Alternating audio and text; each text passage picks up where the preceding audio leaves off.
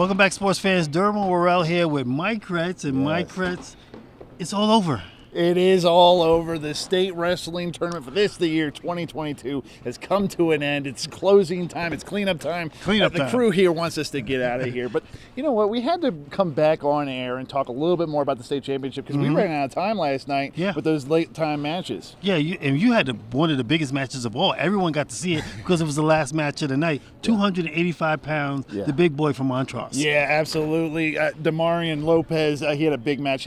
Let's get to that big match and some other ones right now.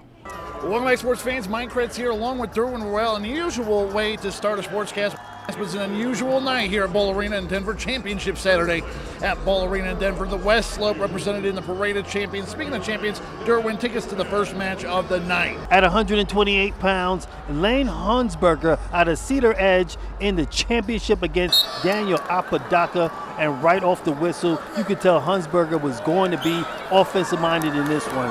Getting the early takedown. He did get reversed here.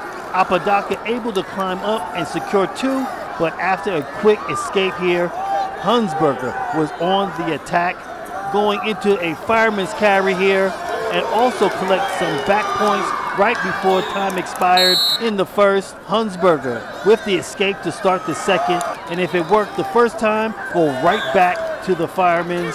This all part of his 15-2 win. Hunsberger, second state title. This one is even sweeter because he's a senior. It feels amazing. I mean, I wanted to, got the first one. Better go out on a win your senior year, so. All right, let's get to the girls' bracket for Nikki Cook, going for a fourth straight state championship. Think about what that means. To the match, off the bat, early signs of trouble when Precious Gomez took a couple early shots, but Cook knows how to handle that really big sprawl here. We get sucked back in, but watch Cook. She's going to get around to the side and would eventually get all the way around to collect the match's opening two. But with a short time in the first, Gomez would get a reversal. And what's more, she's got Cook's head coming up with two more back points going into the second with a 4-2 lead. To start the second, Cook on bottom and goes to script for her, getting the really fast escape to draw it back to one and reaches for a long shot, gets caught a bit. And how many times have we seen someone go for a throw from here? Instead, Gomez takes a shot of her own in really tight, dumps the hip and climbs up on top. Cook gets caught reaching, and now she's exposed. Gomez collecting near fall points early in the period. Cook is going to have to find a way to fight out, tries to switch her hips, but gets locked in even tighter. Gomez gets the pin. A tough way to go out for Cook, but lest we forget the legacy Cook is going to leave behind for high school girls wrestling with 3 straight championships. It might be her final time walking off a high school mat, but I bet we see her at the next level. Derwin, take us to 138. 2A Cedar Edge's Ethan Tuthier against Lane Yapagin from Byers. Yapagin, the aggressor early in this one, going for the first period takedown. He would be able to get 2 out of it. At the start of the second, Yapagin would let him up to get back to his offense. Tuthier was not as aggressive as his teammate, going out of bounds the majority of the period and actually got hit with a stalling penalty. In the third, Yapagin would get an escape. Starting on the bottom, would actually get another takedown. Yapagin wins it 8-1 and is your 138-pound 2A champion.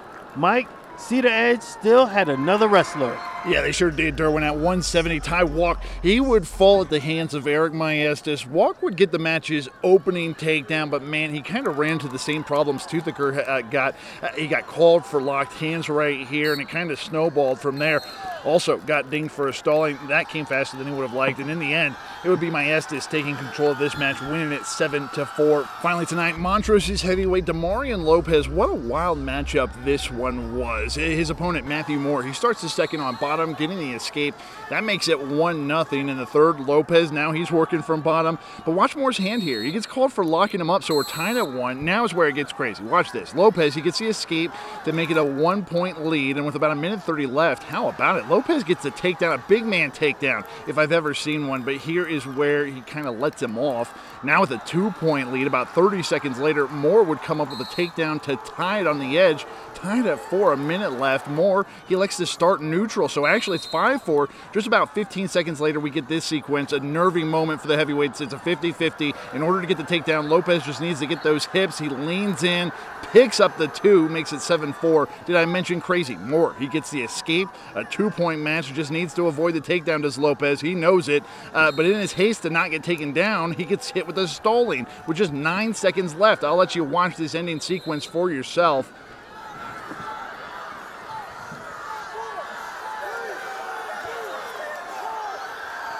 Yeah, Lopez thinks he's won the match, but he didn't know Mr. Official gave him a second stall call from champion to now overtime. That's a big ask for the big man to regroup, but that's what you got to do, going into the extra time, where ultimately he would get the sudden victory takedown. How about it? You can see what it means to him. You can see what it means to his teammates, to his family, and the community of Montrose. Without him, I think I have the best support out here.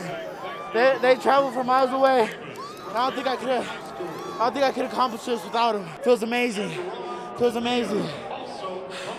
I have no other words. It's amazing. I worked my butt off for it, and I did it. Yeah, big time stuff from the big kid there in Montrose. Yeah. Happy to see. You just get so happy and cheesed up when these kids go out there and have a good time. You get to see the arena erupt. It's a whole lot of fun. Your first state wrestling tournament, Derwin, what are your final thoughts? Oh, man, it was just a great electric atmosphere. The grandmas, the moms, the families here just going nuts, watching their kids try to get a state title. Absolutely. It's a big deal, especially for the seniors trying to get that title. So it was just full with enthusiasm. It was just a beautiful sight. Yeah, absolutely. It really was. It's dead here now, but boy, was it rocking then. In the meantime, that's all the time we have for sports. For Derwin Worrell, I'm Mike Kretz. We'll see you then.